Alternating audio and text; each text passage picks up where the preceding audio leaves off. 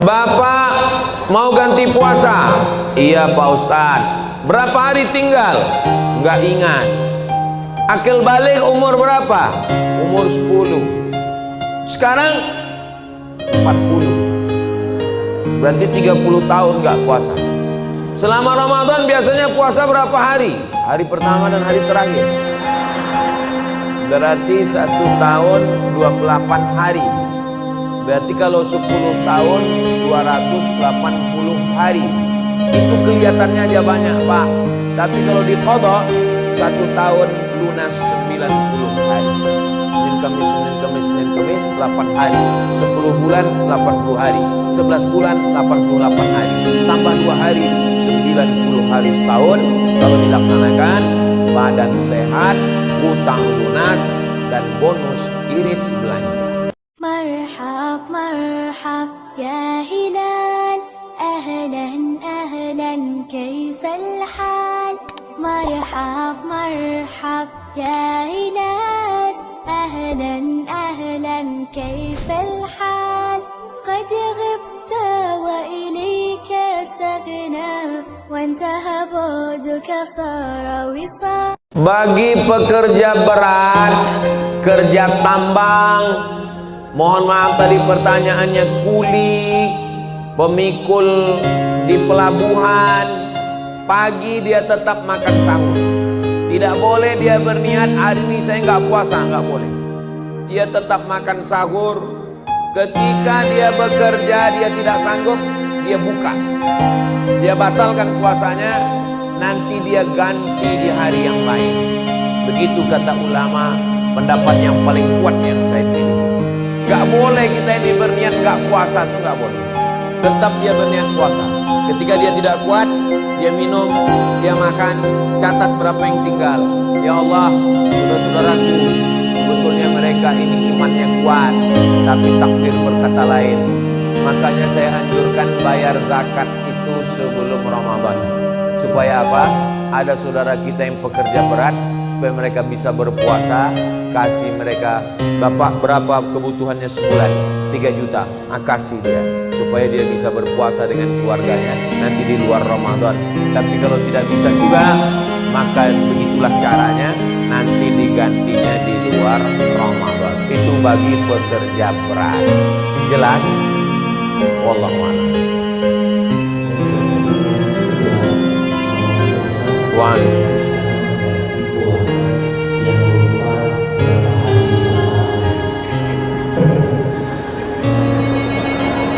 Bapak mau ganti puasa?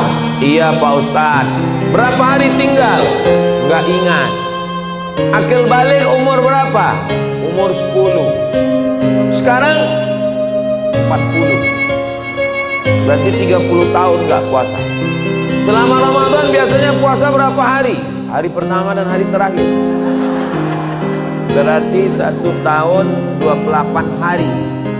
Berarti kalau 10 tahun 280 hari. Itu kelihatannya aja banyak Pak. Tapi kalau diqadha 1 tahun lunas 90 hari. Senin Kamis 8 hari. 10 bulan 80 hari. 11 bulan 88 hari. Tambah 2 hari 90 hari setahun. Kalau dilaksanakan, badan sehat, hutang lunas, dan bonus irit belanja. Alah, kayak Ustadz Somad gak pernah aja tinggal puasa. Saya pernah tinggal puasa. Waktu di Mesir 4 tahun gak ada tinggal. Waktu di Maroko 2 tahun gak ada tinggal. Tapi sebelum berangkat dulu waktu sekolah pernah tinggal. Waktu saya puasa datang kawan saya bawa soto Medan. Padahal bulan puasa kan setan sedang dibelenggu. Rupanya setan datang bawa soto Medan. Tapi udah saya ganti. Kita juga pernah silap, pernah salah. Maka yang lalu-lalu kita ganti. Yang nggak tahu cara ngitungnya, hitung terbanyak. Kalau hitungannya ternyata 90, dia ganti 100. Yang 10 itu terhitung sebagai amalan puasa sunnah. Misalnya ibu sholat zuhur di sini. Habis sholat zuhur pulang ke rumah. Suaminya baru pulang musafir. Kata suaminya, saya mau sholat mah. Ibu ikut lagi. Sholat yang pertama itu menggugurkan kewajiban, sholat yang kedua di rumah namanya fadilah, dapat pahala keutamaan sunnah. Begitu juga dengan puasa. Puasa kita yang berlebih itu dihitung sebagai puasa sunnah. Wallahu a'lam.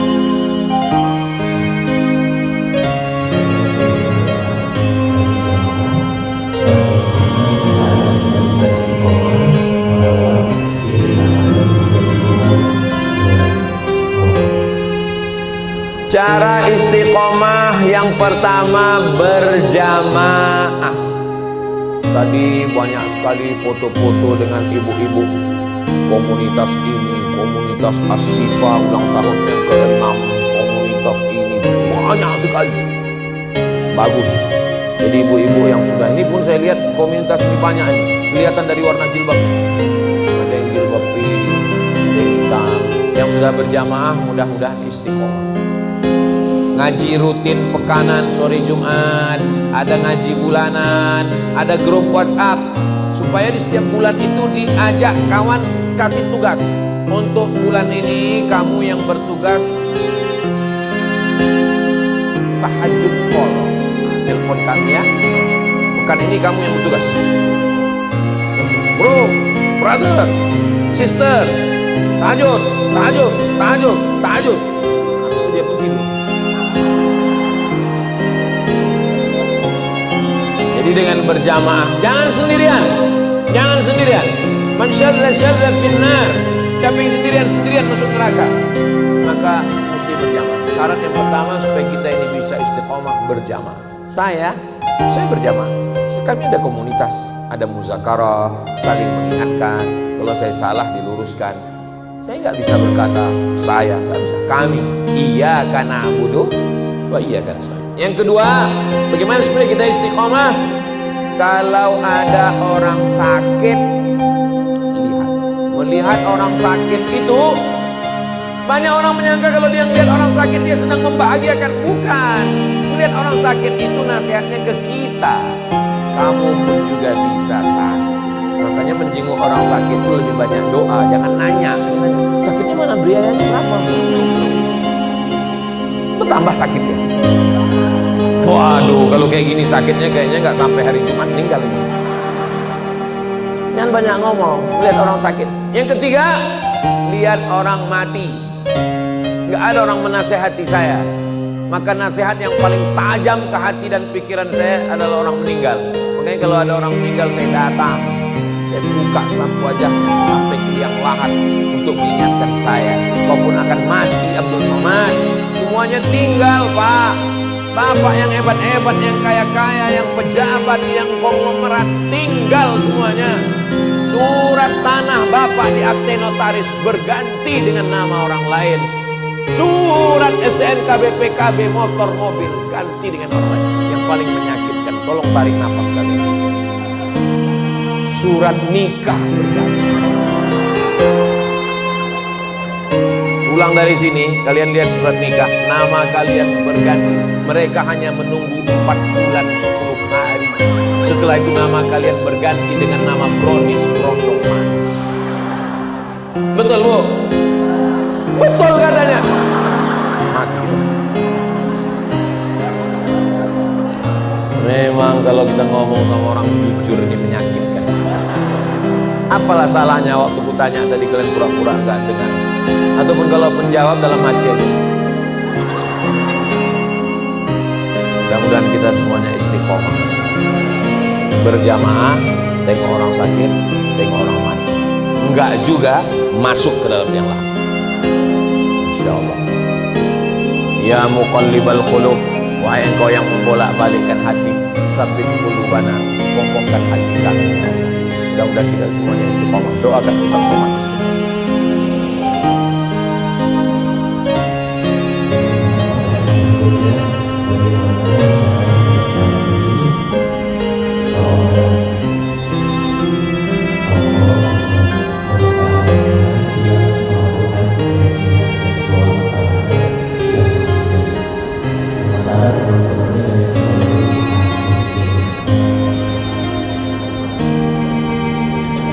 Laporkan ke Enggak bayar.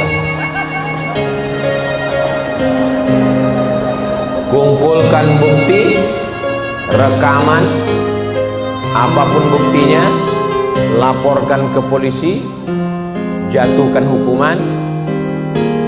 No viral, no justice. Kalau tidak viral, tidak ada keadilan. Viralkan supaya dijatuhkan hukuman, supaya memberikan efek jera, supaya orang yang menyebarkan agama menjadi baik dan masyarakat menjadi terjaga. Niatkan karena Allah, lillahi ta'ala. Lapor ke Komisi Perlindungan Anak, Komisi Perlindungan Perempuan, Komisi Perlindungan Suami-suami yang teraniaya. Sudah ada belum? Nanti kita buat. Mudah-mudahan Allah menjaga umat ini. La tajtami'u ummati ala dhalalatin. Umatku tidak akan pernah bersatu dalam kesesatan. Makanya ceramah tabligh akbar intinya adalah amar ma'ruf nahi mungkar. Mesti ada nahi mungkar. Jangan diam. Diam melihat kemungkaran. As-sakitu anil haq syaitan akhras. Orang yang diam melihat kemungkaran berarti dia adalah setan bisu. Itu kata Imam Abu Ali Ad-Daqqaq. Jadi jangan diam, berani. Ibu-ibu, kira-kira masalah-masalah begini yang lebih berani ini bapak-bapak atau ibu-ibu? Jadi alhamdulillah kita punya ustadz yang memang garapannya anak muda. Kalau Ustadz Somad, saya ini lintas usia, dari bayi sampai nenek-nenek. Nah, maka anak-anak muda alhamdulillah sekarang komunitas anak muda Masya Allah yang hobi pakai motor hijrah, masuk surga sama motor-motornya sekalian. Macam-macam, Vespa hijrah, King Cobra hijrah, Kap 70 hijrah, sepeda ontel hijrah. Yang perempuan-perempuan, komunitas ini mesti dijaga dengan baik. Nah, berkomunitas. Alaikum bil jamaah, hendaklah kamu berjamaah. Anak muda jangan gabungkan ngaji sama orang tua. Saya udah nanya sama anak muda, kenapa kalian gak mau ngaji ke masjid? Kami ini Pak Ustadz maunya ngaji ini bagaimana meraih cita-cita. Kami mau jadi dokter, kami mau jadi polisi, kami mau jadi tentara. Pas kami datang pengajian ke masjid, judulnya malam pertama di alam bangsa. Horor Pak Ustadz. Jadi tolong buatkan ngaji anak muda. Teman saya di Aceh punya komunitas ngajinya di kafe. Anak-anak muda main skateboard, pokoknya mainlah tarik tambang, segala macam. Kalau perlu di masjid yang lapangannya luas depan itu ada lapangan futsal. Jadi anak muda diajak main futsal, olahraga, ngobrol-ngobrol. Anak muda nggak perlu ceramah lama-lama. Ini yang ceramah lama lebih dari 1 jam, ini orang tua semua ini. Anak muda itu ceramahnya paling lama 15 menit. Habis itu langsung dialog interaktif. Temanya misalnya bahaya narkoba. Hadirkan 4 narasumber. Polisi, tentara, dokter, dan Kang Edwin. Kang Edwin ini kan hadirkan mereka semua, dialog. Baru kemudian mereka tanya jawab. Bagaimana menurut Bapak polisi tentang narkoba? Siapa saja yang pakai kami tembak, kata polisi. Kemudian tanya apa ini? Bagaimana Pak TNI? Kami sebagai TNI menjaga kedaulatan negara, jangan sampai ada yang pakai narkoba. Kalau ada yang pakai narkoba, kami tenggelamkan. Bisa tanya dokter, gimana Bu dokter? Biasanya dokter kan lembut. Kami sebagai dokter, kalau ada yang pakai narkoba itu nanti resikonya ada 3. Pertama sakit, kedua gila, ketiga mati. Habis itu dari Kang Edwin, bagaimana anak muda? Anak muda kita akan ajak lari pagi, olahraga, jogging, sehat. Bagaimana menurut Ustaz Somad? Menurut saya ini pecandu narkoba ini kita sesuai dengan hukum Islam. Kalau enggak kita pancung, kita hukum mati aja. Dialog, interaktif semuanya. Anak muda ini mesti diajak dengan bahasa anak muda. Bilisani qaul. Jangan bayangkan yang di sekeliling Nabi itu orang-orang tua. Mohon maaf, yang tuanya Saya sekarang ini tidak melihat ada orang tua di sini. Ini nggak ada orang tua. Ini yang ada ini adalah orang tua yang terjebak di tubuh anak muda. Ini muda semua. Yang ngaji, yang ke masjid, yang aktif itu muda, walaupun usianya tua. Usia itu kan bukan masalah angka, tapi masalah rasa. Begitu cara menghibur hati orang yang hampir tersinggung. Nah, maka anak muda ini kalau kita jaga, kalau mau melihat bagaimana Indonesia 30 tahun ke depan, lihatlah anak muda sekarang. Kalau anak mudanya sekarang LGBT, na'udzubillah. Kalau anak mudanya sekarang narkoba, sakau, maka 30 tahun lagi Indonesia belum tentu ada, bubar. Apalagi sekarang katanya Indonesia sudah gelap. Mudah-mudahan terang lagi insya Allah. Amin ya Rabbal